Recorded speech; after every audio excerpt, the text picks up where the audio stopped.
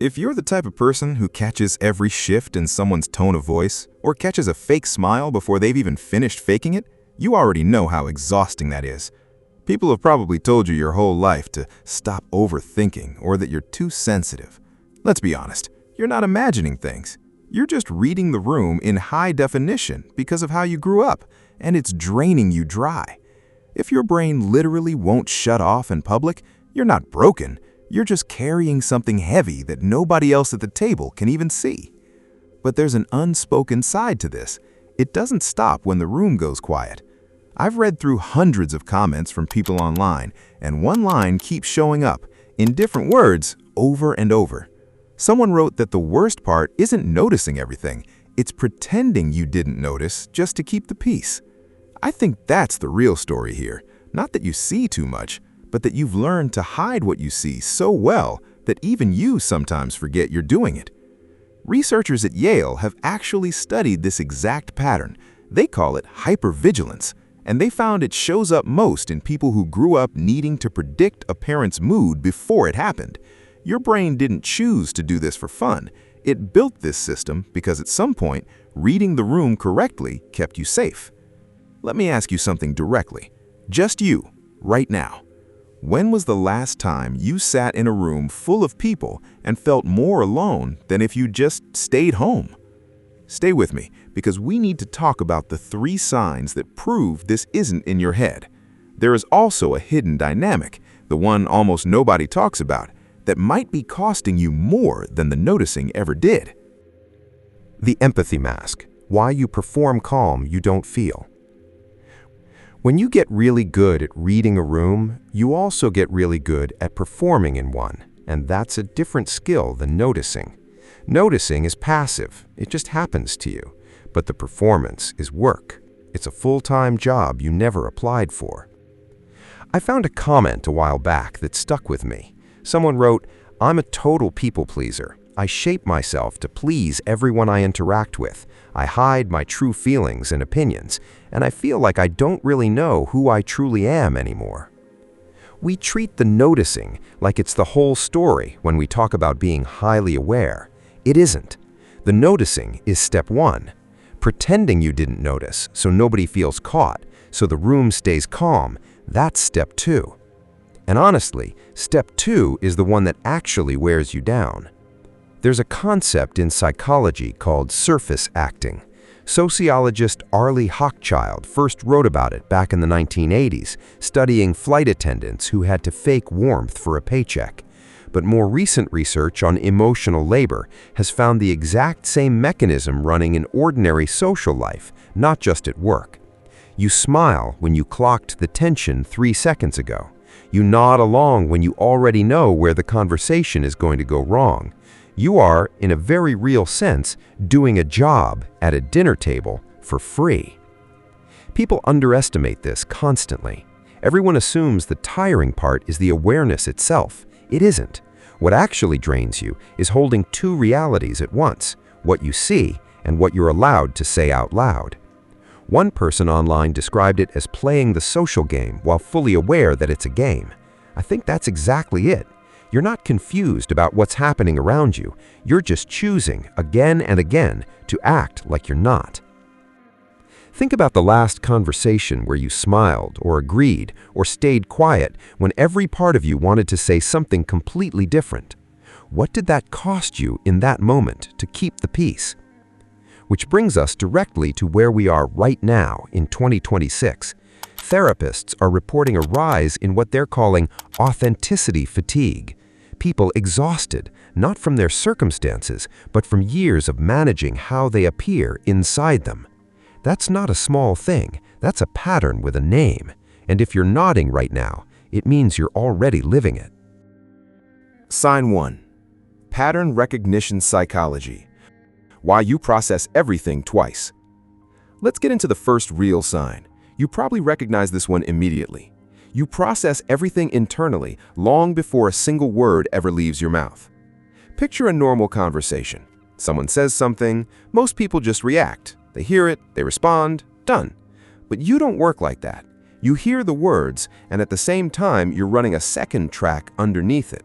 Was that tone off? Did their eyes move somewhere strange?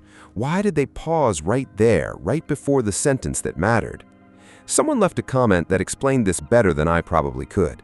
They said, "When I have to sit there and wait for a conclusion to play out that I already knew was going to happen 20 seconds before, and then people legit think I'm stupid because I choose not to say anything, it's like having a superpower you have to hide all the time." You're not slow to respond because you're confused. You're slow because you already ran the outcome twice before anyone else finished their sentence once. There's actual neuroscience behind this. Studies on early relational stress show that kids who grow up needing to predict an adult's mood don't just get anxious. Their brains build faster pattern recognition circuits, specifically for tone, timing, and micro-expressions. It's not a metaphor when people say their brain is always scanning. In a lot of cases, that's literally what happened to it. And this second track doesn't turn off just because the conversation is boring or small talk or nothing important. It runs during small talk about the weather. It runs while someone's ordering coffee. It runs at the checkout line. Your brain isn't waiting for something important enough to justify the scan. The scan is just always on. That's exactly why it's so tiring. There's no off switch that only activates for the big moments. Someone else put it a different way. Noticing everything isn't really the problem. Carrying everything is the problem. Those are two completely different burdens. Noticing is a perception issue. Carrying is a memory issue, an emotional storage issue. If you're the type of person who remembers, weeks later, the exact moment someone's voice changed mid-sentence, you're not just observing, you're archiving. And an archive that never gets cleared out starts to weigh something. From the outside, it looks like distance. It looks like you're not paying attention or that you're somewhere else in your head. But it's the opposite. You're paying so much attention that responding immediately would mean skipping the processing. And you don't skip it. You can't. Think of someone in your life who talks a lot in a group setting, and ask yourself honestly, do they actually see more than you do, or do they just say more? Because here's what this costs you. If you're always one step ahead in your head, you start to feel far away from people even when you're sitting right next to them. That distance isn't you being cold, it's the side effect of a mind that never really stopped working. Sign 2. Emotional awareness. Reading the gap between words and truth. Here's the second sign, and this one goes a layer deeper than just noticing things. You don't just hear what someone says, you hear the gap between what they said and what they actually meant.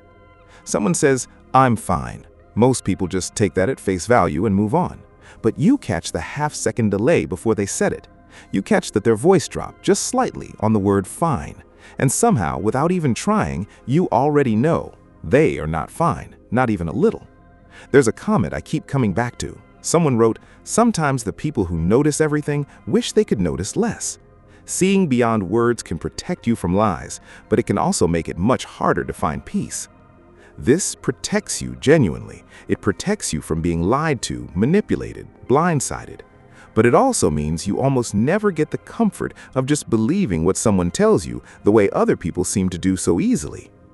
There's actual research behind why this happens. Communication scientists call it nonverbal leakage. Studies on early relational stress published through research on attachment and the developing brain. The idea that when someone's words and their true feelings don't match, the body leaks the truth anyway, through tone, through timing, through tiny shifts. Psychologist Paul Ekman built a lot of his early work around exactly this. And the research keeps finding that people who grew up needing to detect danger early become disproportionately good at spotting that leak, because for them, missing it once had real consequences.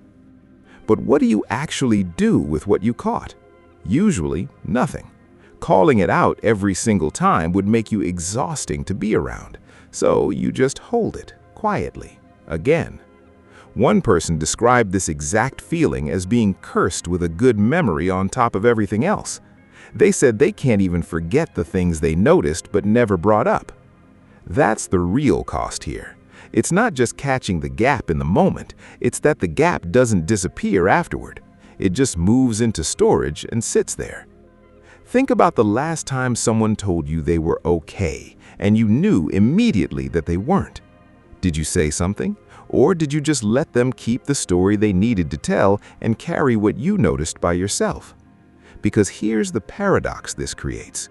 You end up understanding almost everyone around you better than they understand themselves some days. And somehow, you're still the one person in the room who walks out feeling like nobody actually understands you back. Understanding everyone, understood by no one. Let's sit with that paradox for a second, because I think it's the part of this whole thing that hurts the most, and we rarely voice it. You can understand everyone in a room and still feel completely alone in it. Someone put it in a way I haven't been able to stop thinking about. They wrote that understanding everyone but feeling understood by no one is one of the most accurate things they'd ever heard. That's not a fatigue problem. That's not, I'm tired from paying attention. That's something else. That's a specific kind of lonely. The kind you can't really explain to someone who doesn't already know it. We usually think being understood is just about being listened to, but that's not actually what's missing for you. People do listen to you, probably. What's missing is different. It's having someone catch the thing underneath what you said, the way you catch it for everyone else automatically, without even trying. You give that constantly, and most of the time, you don't get it back. Not because people don't care, but because most people simply weren't built to scan that deep. There's a term for part of this in relationship psychology: asymmetrical attunement. One person in a connection is doing all the emotional reading, and the other person is just existing inside it, comfortably, unaware there's even a scan happening. When that pattern repeats enough times across enough relationships, you start to feel less like a participant in your own life and more like a translator standing at the edge of every room. Useful to everyone, close to no one. One comment described it as feeling like a human barometer, and honestly, saying they hate it, I get why. A barometer doesn't get to just exist for its own sake. It exists to measure the pressure around everyone else. And if that's the role you've been playing, quietly, for years, then of course you'd end up surrounded by people and still feel like you're standing completely by yourself. I want you to sit with this for a second. Who in your life actually catches what's going on underneath you the way you catch it for everyone else, without you having to explain it first?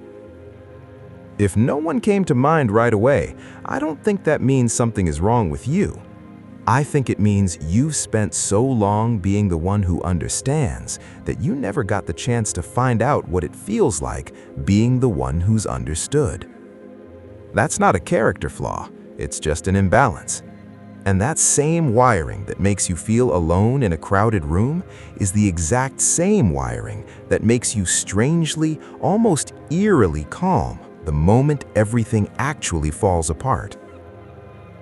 Sign 3. Sensory overload and the nervous system that never rests. Here's the third sign, and it's the one that confuses people the most from the outside. When everything actually falls apart, when there's a real crisis, something genuinely going wrong, you don't panic. Something in you goes quiet and strangely steady right when everyone else is losing it. Someone described this feeling almost perfectly. They said staying calm while everyone panics feels less like a choice and more like a switch flipping, like their nervous system finally has a job it actually knows how to do. For a lot of people, chaos is the scary part. But if you grew up needing to manage chaos just to get through a regular day, actual chaos can almost feel like familiar ground. There's real psychology behind this. It's called stress inoculation.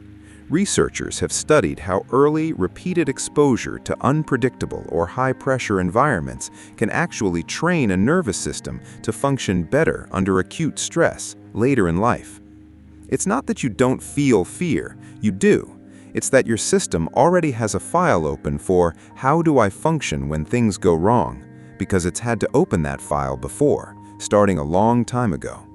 From the outside, this sign gets mistaken for strength constantly, and people build a whole identity around being the strong one, the one who doesn't fall apart, the one everyone calls when things go wrong. You probably are good in a crisis, but that calm comes with a hidden cost, a bill that usually doesn't arrive during the crisis. It arrives after, once things are actually fine again, and suddenly you're the one who crashes, exhausted, sometimes even physically sick, right when you're finally allowed to stop. Think back to the last crisis you handled. Did anyone actually check on you afterward? Or did everyone just assume, because you handled it so well, that you didn't need checking on at all? Because that's the pattern, isn't it? You handle it so cleanly that people forget handling it cost you something. That competence is invisible. Nobody applauds the person who quietly kept it together. They just move on, relieved, and expect you to have already moved on too. That calm isn't proof that nothing affects you. It's proof that something already did a long time ago. And your system decided the safest thing to do with that was get very, very good at functioning through it. That's a nervous system that learned its job too well and never got told it's allowed to clock out. But knowing why you do this is only half the story. The other half is what you're supposed to do with it. How to stop overthinking without turning off who you are. So let's get into this, because I know a lot of you have asked yourselves this exact question more than once. Is there a way to turn this off? I want to be straight with you here. No, there isn't. And I don't think you actually want there to be, even if it feels that way at 2 in the morning. Someone wrote it perfectly. They said, sensitivity isn't the problem. Carrying everyone else's emotions is the problem. I think that's the exact distinction that changes everything here. You're not trying to fix your perception. Your perception works. It's accurate, it's fast, and honestly, it's kept you safe more times than you probably even realize. What needs to change isn't what you notice, it's what you do with it after you've noticed it. Right now, when you notice something, a tone shift, a fake smile, a lie underneath a fine, you don't have anywhere to put that information, so it just stays with you. It sits in your body. It sits in your thoughts at midnight. The fix isn't blocking the information from coming in. The fix is building somewhere for it to go once it's already arrived. There's a practice therapists actually use for this. It comes out of somatic and nervous system work. At the end of your day, or right after a conversation that felt heavy, you name out loud or on paper exactly what you noticed, not what you think about it, just the raw data. I noticed her voice changed when I mentioned the deadline. I noticed he avoided the question twice. That's it. You're not analyzing it. You're just moving it out of your body and into a container outside of you, a notebook, a voice memo, even just saying it to yourself. Why does that tiny step actually work? Researchers studying expressive writing, going back to psychologist James Pennebaker's work in the 1980s and confirmed again in more recent studies, found that simply naming an experience in words, rather than just holding it as a feeling, measurably reduces the physical stress load it creates in your body. Your nervous system treats an unnamed feeling as unfinished business.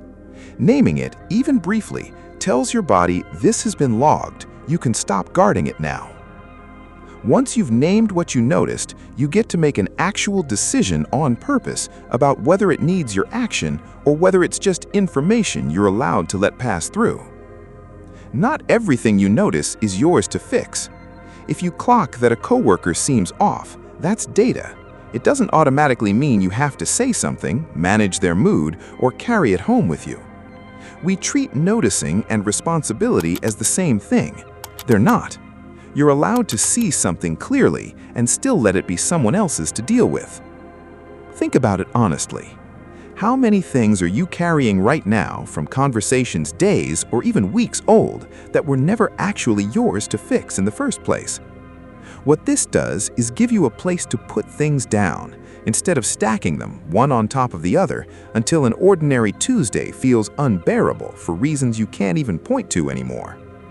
The goal was never to feel less. People who feel less miss things. They get blindsided. The goal is to feel everything you already feel and stop assuming all of it belongs to you. The psychology of feeling understood.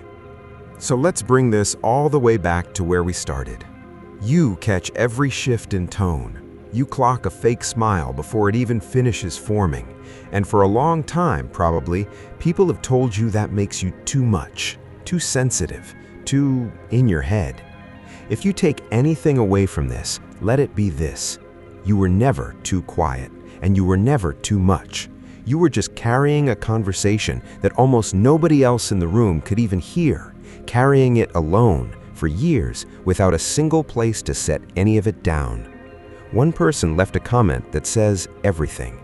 The humanity of a society can be seen in how it treats its weakest members. I'd add to that, I think it can also be seen in whether it makes room for its most aware ones, the ones quietly reading the room so everyone else gets to relax in it. You don't need to switch this off, you just needed somewhere to put it down, even for a few minutes a day, and now you actually have that. There is one final pattern underneath all of this. It shows up specifically in how this plays out in relationships, not just conversations. And it's the reason some of you keep ending up with people who drain you dry without ever noticing it's happening until it's already too late. We decode exactly how that works in our discussion about the silent boundaries of high-value minds, which is on your screen right now. Keep protecting your attention, and we will keep decoding the mind together.